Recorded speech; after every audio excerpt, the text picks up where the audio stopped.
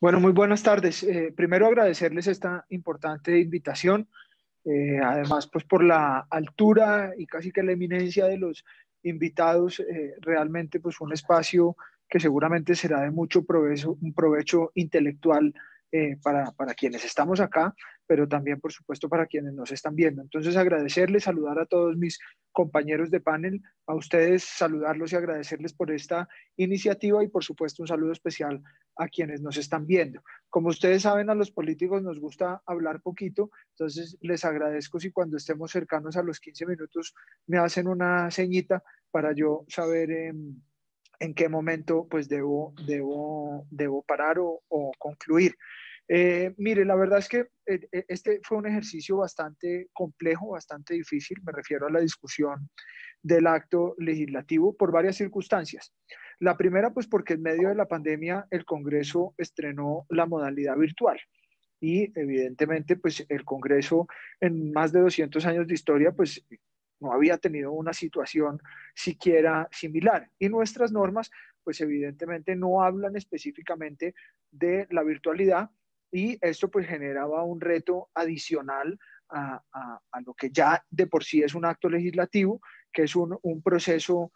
reglado de discusión muy estricto, con 8 debates, con unas votaciones especiales, sobre todo en la segunda vuelta, y donde por supuesto pues se tiene mayor rigurosidad y cuidado por tratarse de una reforma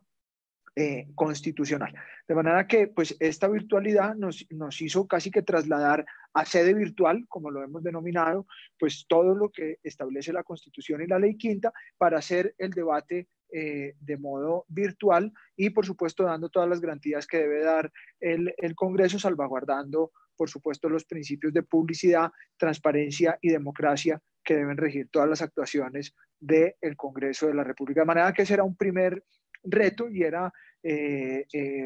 discutir un acto legislativo tan importante, tan trascendental, con tantas aristas, con tanta discusión académica, intelectual y política, pues a un escenario virtual. Luego ya entrando en materia sobre la discusión, yo tengo que decir que la discusión tuvo varias etapas. Como ustedes seguramente sabrán,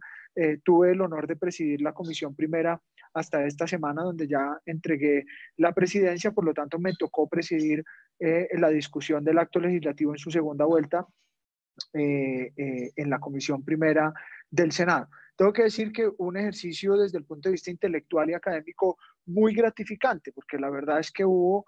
altura en los argumentos, es decir, hubo una discusión desde el punto de vista argumentativo bastante nutrido, que a quienes nos gusta el derecho, pues realmente, digamos, era una discusión bien planteada, que tenía en cuenta, digamos, los diferentes aspectos de la discusión y que, pues obviamente tenía un contenido jurídico bien importante. No faltó, por supuesto, que eso es lamentable, no solamente pasa en este acto legislativo, sino básicamente casi que en cualquier ley, pues quien apelara más a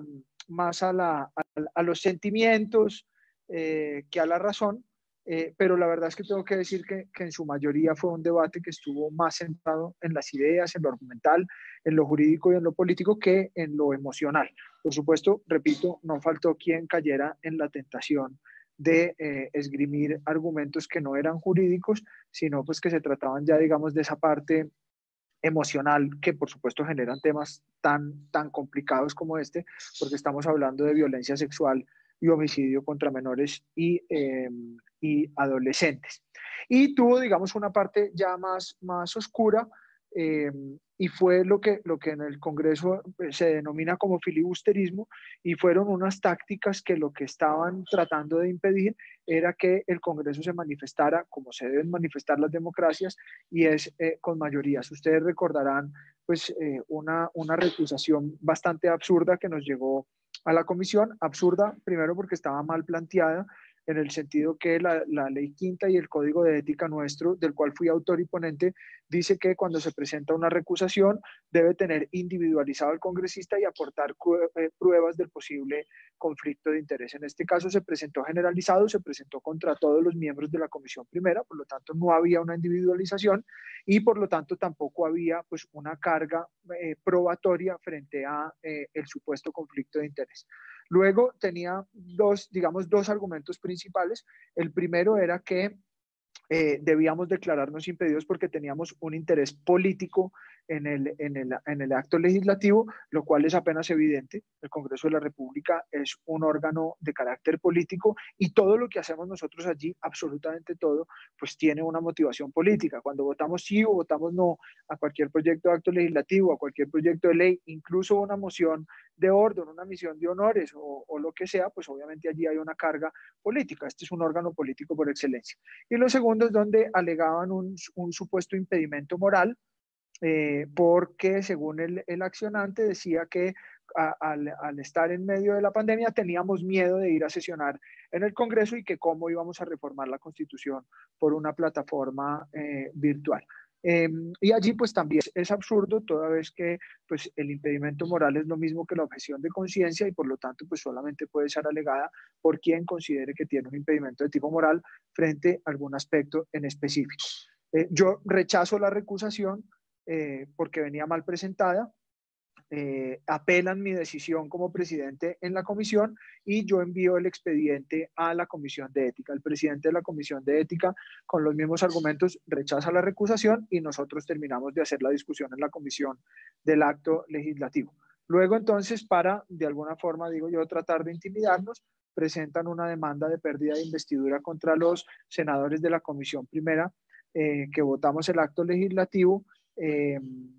Con una particularidad y es que alega los mismos hechos, pero además dice que, perdón, además solamente recusan a quienes votamos que sí, no a quienes votaron que no. Entonces ahí evidentemente pues había casi que una persecución, por decirlo de alguna forma, o una politización de la justicia, pues contra quienes teníamos una idea o una decisión sobre la cadena perpetua, lo cual es absolutamente lamentable, porque entonces no era, digamos, la aplicación del derecho de recusación cuando se consideraba, sino que era un ataque evidente a quienes pensábamos de manera distinta a quien accionó, en este caso, la recusación y luego la pérdida de investidura en el Consejo de Estado. Luego nos vuelven a recusar en la plenaria y la plenaria finalmente vuelve a rechazar la recusación porque aquí claramente lo que había era un intento por sabotear a un poder público como el Congreso para que no pudiese tomar una decisión sobre la cadena perpetua. Ya entrando, digamos, en materia, les voy a dar mi opinión personal. Yo tengo como abogado muchas dudas sobre la efectividad de la cadena perpetua. De hecho, lo dije varias veces públicamente en la comisión y en la plenaria, sobre todo en la primera vuelta. Y tengo dudas, ya digamos, por mi formación como abogado. Sin embargo, pues como mi impedimento no era un impedimento moral, eh, digamos, me acogí a las mayorías de mi bancada que iban a votar y por ley de bancadas, pues en disciplina voté favorablemente a la cadena perpetua para violadores de niños. Básicamente, digamos, mis dudas y ya aquí metiéndome un poco más en temas ya más jurídicos, más carnudos de lo que seguramente le interesa a nuestros televidentes o a nuestros Facebook, no sé, a quienes nos ven por Facebook. Eh, yo tengo dudas sobre la aplicación de la cadena perpetua en el sentido que yo creo que no, no persigue específicamente los fines para los cuales supuestamente fue propuesta al Congreso de Colombia y hoy hace parte de nuestra Constitución. En el sentido que hay una fórmula en análisis económico del derecho que se llama la fórmula de disuasión en derecho penal, que dice que el beneficio que obtiene el delincuente por cometer el delito debe ser menor o igual a la cantidad de la pena multiplicado por la probabilidad de condena. Básicamente lo que dice es que debe existir un equilibrio entre la cantidad de la pena y la probabilidad de condena para que el potencial delincuente se disuada de cometer el delito. Y lo que vemos en derecho penal es que entre más graves son las penas, más garantías se le debe otorgar a quien ha sido imputado por estos delitos para que tenga todas las herramientas para defenderse y por supuesto también debe tener todas las garantías para evitar el error judicial que en un Estado de Derecho pues es terrible, tanto condenar a un inocente como absolver a un culpable. Y en un país donde tenemos unos índices de impunidad de más del 95%, pues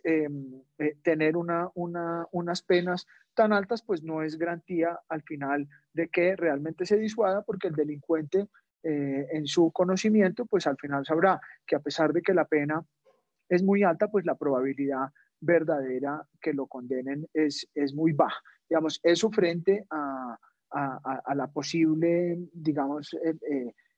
dentro de las funciones de la pena, a lo que se refiere la disuasión, yo creo que eventualmente la medida no tendrá el impacto que se quiere frente a la protección de la niñez o incluso al castigo del victimario. Frente a otros argumentos que salieron en la comisión,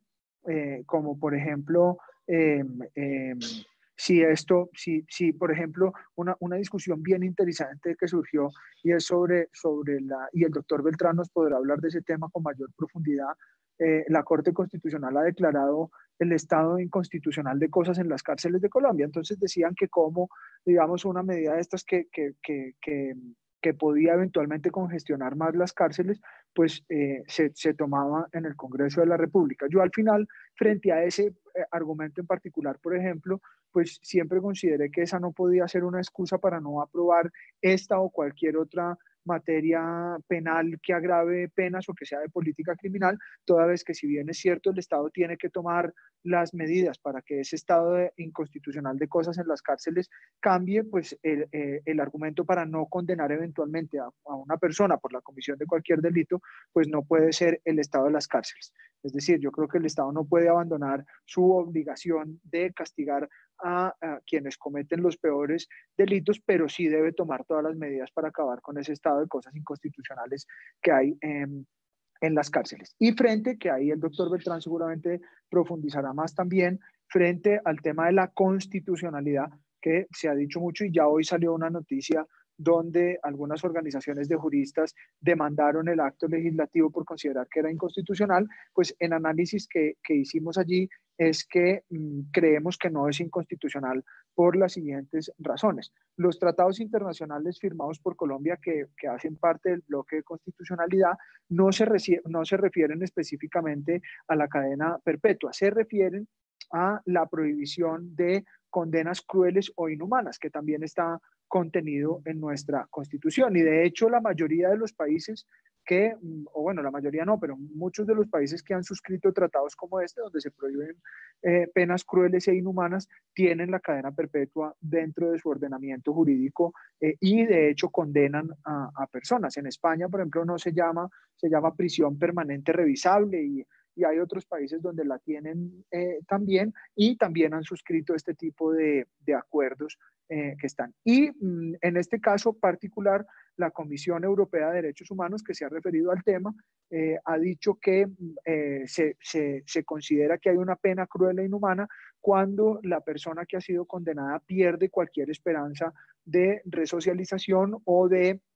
digamos, de poder salir eventualmente de la cárcel. Y es por esta razón que utilizando el estándar internacional de lo que hay en estos países que ya he mencionado, se puso la revisión de la condena a los 25 años, que es lo que además se aplica en el resto de países, en Alemania, por ejemplo, o en otros países que tienen medidas similares, para que la Corte vea que hay, digamos, una esperanza de resocialización, que no hay una, digamos, casi que una tortura psicológica a la persona que cometió esto y que además, digamos, hay una esperanza de resocialización y que por lo tanto, pues no se trata de una pena cruel o inhumana y que por lo tanto creemos nosotros eventualmente podría pasar el examen de constitucionalidad por esas razones. De manera que, pues el Congreso, digamos, obviamente, y esta es otra parte que, que, que digamos, va mucho más allá de lo jurídico y es sobre eh, digamos, casi que la función política que nosotros tenemos de representación, que no es un tema menor, y es que allí pues hay abogados, hay personas muy formadas, pero pues también nosotros estamos allí en un ejercicio de representación política y pues mucha de la ciudadanía que nos eligió a nosotros también, digamos, pedía una medida en este sentido. Muchos acusan, digamos, a la medida de populismo punitivo. yo soy uno de los que he criticado mucho el tema de populismo punitivo porque creo que aquí nos hemos encargado siempre de revisar más y de aumentar penas cuando hay algo que no nos conviene, pero en este caso en particular creo que sin duda también hay un tema de proporcionalidad en cuanto a la sanción y el daño causado que pueden causar estas personas generando violencia sexual contra menores o incluso el homicidio frente a los mismos. Pero sin duda, y este es un tema adicional y conscientes de eso, también el acto legislativo impone la obligación al Estado colombiano de generar una política pública de protección frente a los niños y adolescentes, niñas, niños y adolescentes, para evitar que casos como estos se repitan en el futuro y, por supuesto, realmente tener una política pública de protección frente a los menores. De manera que eso es un poco, corrí para ser muy respetuoso con el tiempo. Esa es más o menos, digamos,